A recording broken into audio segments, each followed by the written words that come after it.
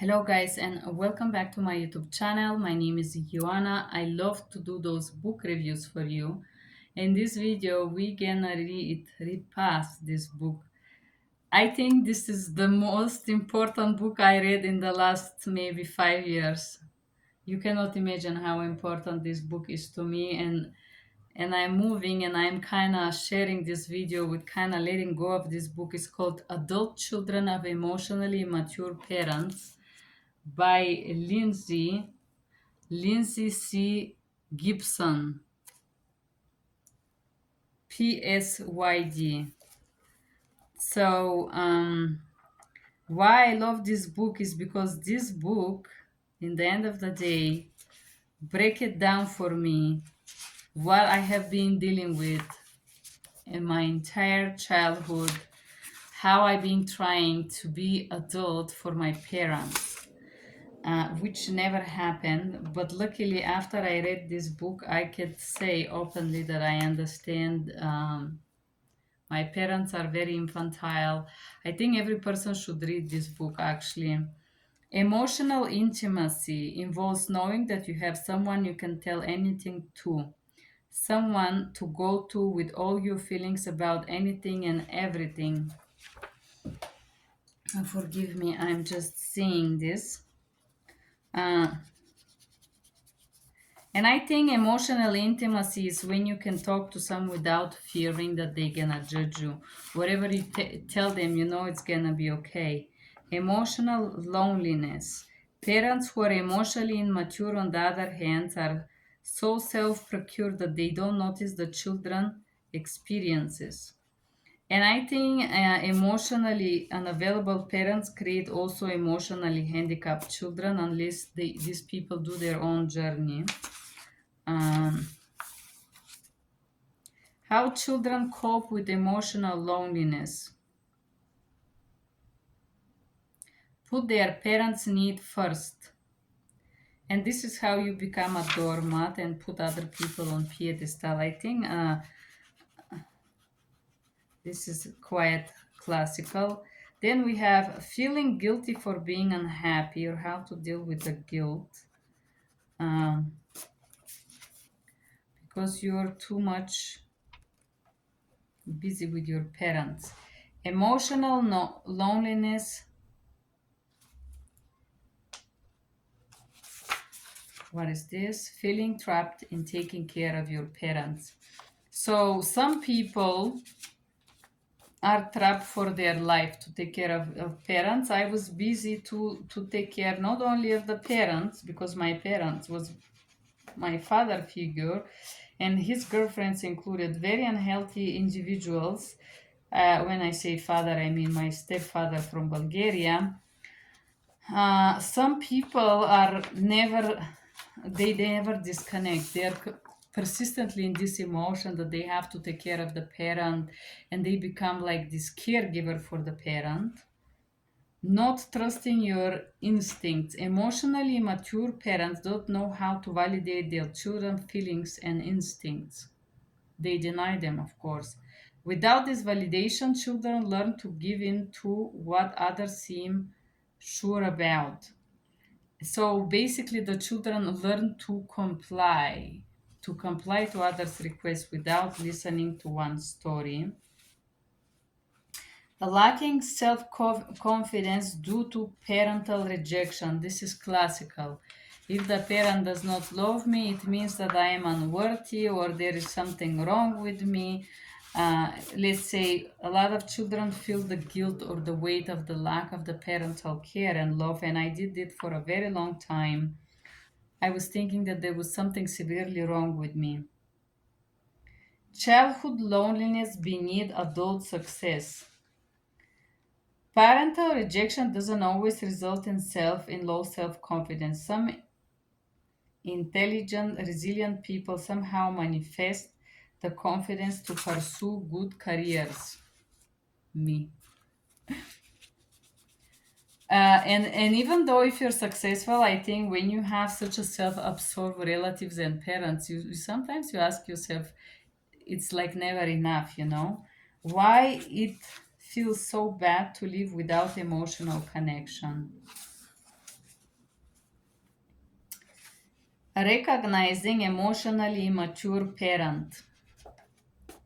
I am meanwhile deleting some things that I write here because I'm gonna.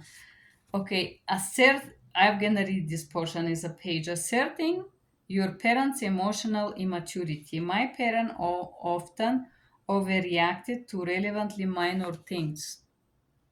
Yes. So if you answer yes to any of those questions, this means your parents are emotionally mature. I will give you example. My parent will go crazy, ballistic because he lost his pencil. This type of behaviors. My parent did not express much empathy or emotional awareness. Never, neither of my parents. I'm talking about biological. When it comes to emotional closeness and my feeling, my parents seemed uncomfortable and didn't go there. I would tell you even more, my parent was getting aggressive and abusive if I tried to share something. And this is the same thing now today after 40 years. My parents were often irritated by differences or different point of view. Oh yeah, my father wanted you to copy everything and think like him. Otherwise, you're horrible thing that go downhill and you're gonna go end up in hell. So when I was growing up, my parent used me as a confidant, but wasn't a confidant for me. Yes, when the parent pour things on you, but they never listen to you back. Same, I know this very well. My parent often say and did things without thinking about people's feelings. Oh, even more, my parent was angry if somebody dared to talk about their feelings and not about him. I didn't get much attention or sympathy from my parent except maybe when I was really sick. I would say I never get any attention from my parent. When I was very sick, everybody disappeared and let me survive. Mm. I didn't get much attention or sympathy from my parent except if I was sick. My parent was inconsistent, sometimes wise, sometimes unreasonable. My parent was insane. This is how I'm gonna describe my Bulgarian parents, but okay. If I become upset, my parent either say something superficial and unhelpful or got angry and sarcastic or aggressive and abusive either. Conversation mostly converted in my parents' interest. Oh, yes, all the time. Even polite disagreement could make my parent very defensive, angry, aggressive, and abusive. This is in the book ends with defensive, but I'm adding my experience here. I was def- deflating to tell my parent about my success because it didn't seem to matter. Oh, yeah, for example, in my case, my parent will mock me and bully me. Facts and logic were no match for my parents' opinions. Oh, yeah. You have to see the world he sees it, and if not, you're crazy or you're possessed by the devil, let me tell you. My parents wasn't self-reflective and rarely looked at his role in a problem. He was always right. My parent has never apologized, not to me, but to anyone ever in since his existence. My parent tended to be black and white thinker and never accepted new ideas. Definitely. Defining maturity. Before we explore let's talk. Emotional maturity mean person is capable of thinking objectively and conceptually while sustaining deep emotional connection to others. Emotionally mature people can function independently while also having deep emotional attachment, smoothly incorporating both into their life. Okay, personal traits about emotional immaturity. They are right and single minded. They are the only person that see the truth and nobody else. They have low stress tolerance and they tend to blame others. They do what feels best. They are subjective, not objective.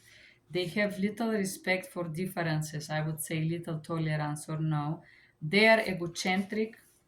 They are self procured and self involved. They are self referential self-referential, not self-reflective. They like to be the center of attention. They promote role reversal.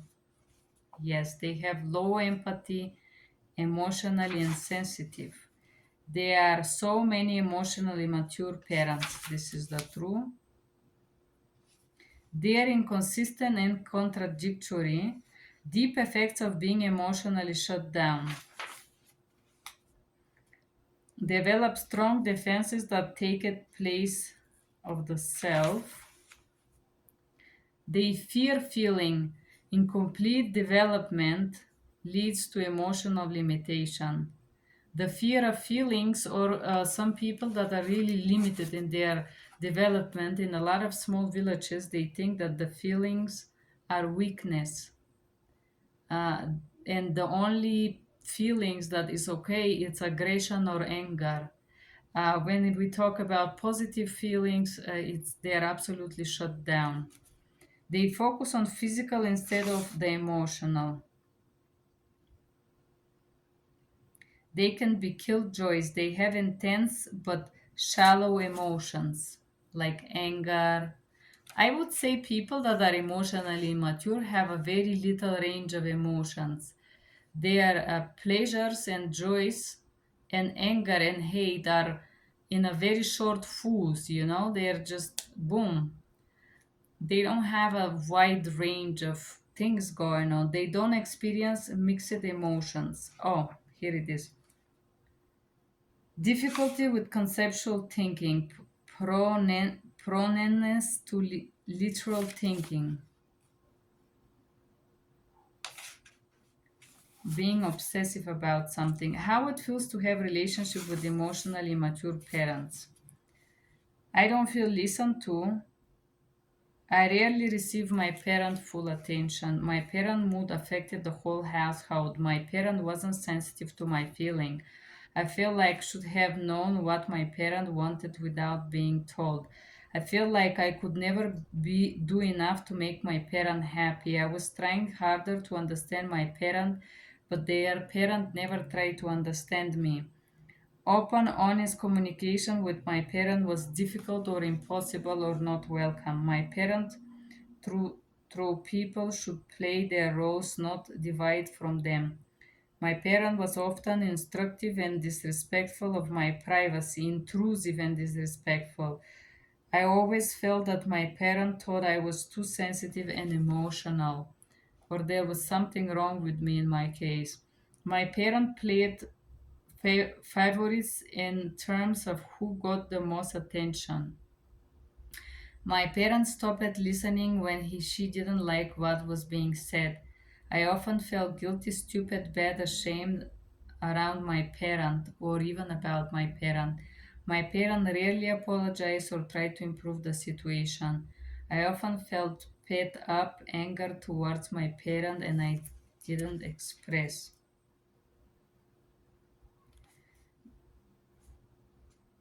The emotionally immature people provoke anger and communicate by emotional contagion. Because emotionally immature people have little awareness of feelings and a limited vocabulary for emotional expression, they usually act out their emotional needs instead of talking about them. They don't do emotional work, obviously.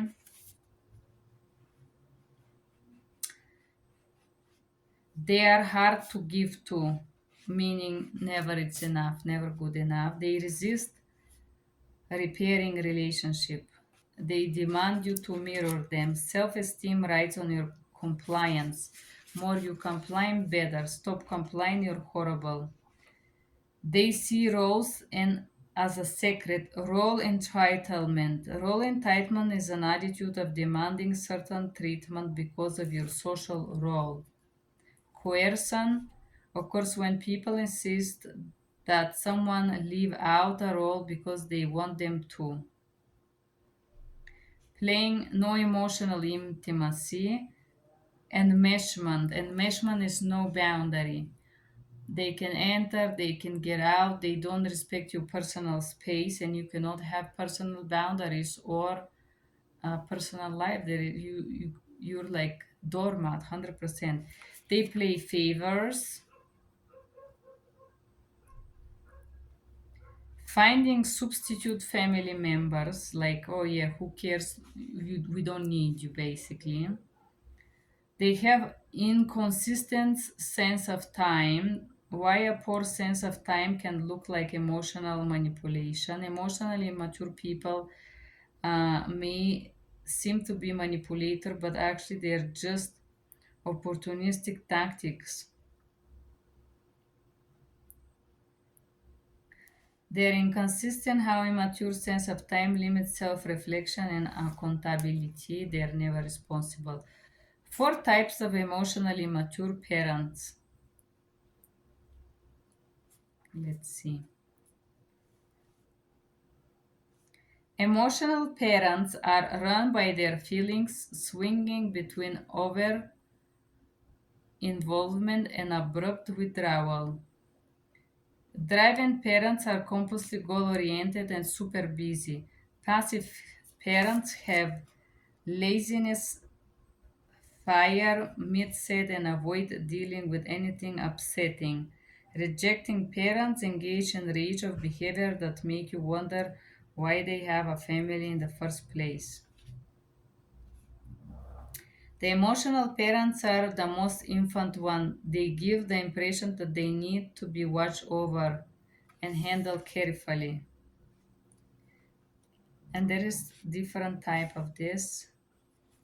How different children react to emotionally immature parents. How healing fantasies affect adult relationship. The role of self, it's not developed because you are self-identifying with the need of the parents, basically. How parents influence development of the role self. And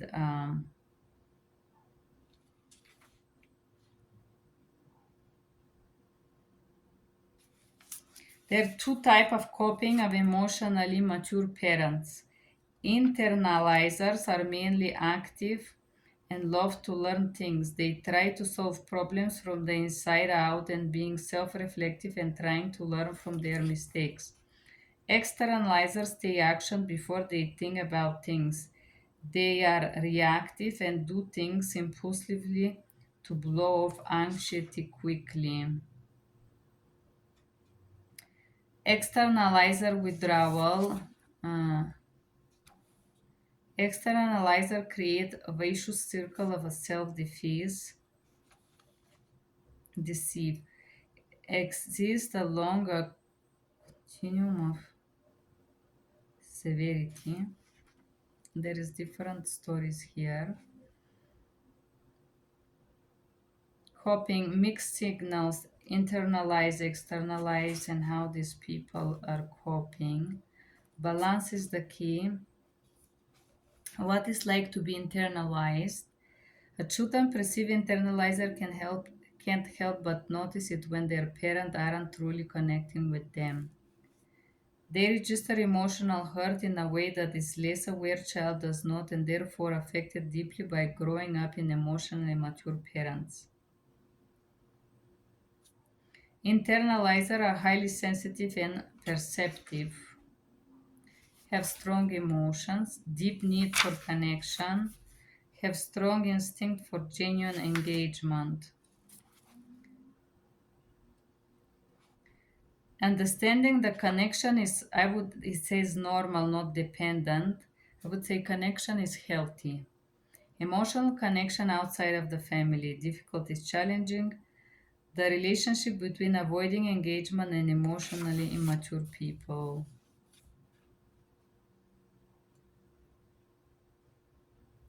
Internalizer are apologetic about needing help.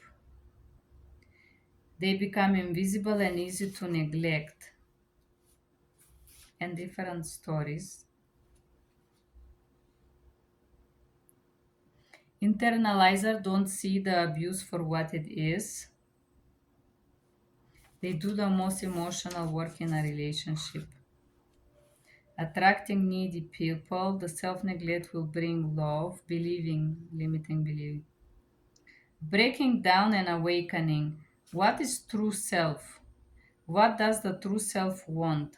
Awakening to your true self. Breaking down in order to wake up. Ex- Exploring wherever you have hidden feelings like anger, resentment, hostility, even hate. Better self care, why it's important.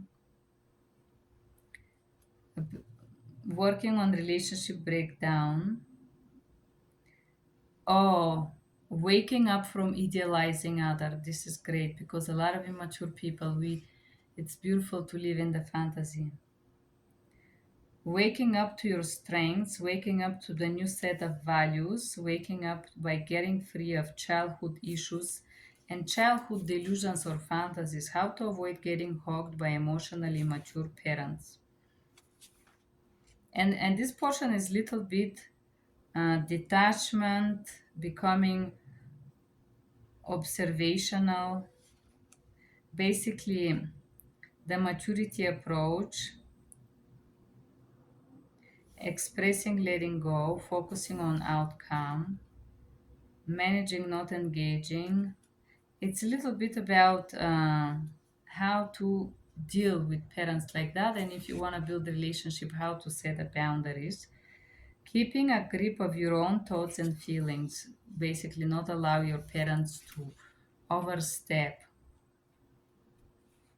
How it feels to live free of roles and fantasies. Family patterns that may have been hiding you back. Discover your individuality, need and your need preference. Adhering the internalized parent voice. When they repeated you something over and over again, you hear this voice inside of your head. Freedom to have your genuine thoughts and feelings. Beautiful. Freedom to set limits and choose how much to give. Also interact, listen, take. Freedom to have self-compassion. Freedom to take action on your own behalf. To express yourself. Freedom to approach all relationship. Freedom to not want anything from your parent. Emotionally mature people. How to identify. They work with reality rather than fighting it. They can feel and think at the same time. Their consistency makes them reliable. They don't take everything personal. They are respectful and reciprocal. They respect your boundaries. They give you back. They are flexible and compromise well. Even tempered, they are willing to be influenced. They are truthful. They apologize and make amends. Their empathy makes you feel safe. They make you feel seen and understood. They like to comfort and be comforted. They reflect on their actions and try to change. They can laugh and be playful. They are enjoyable to be around.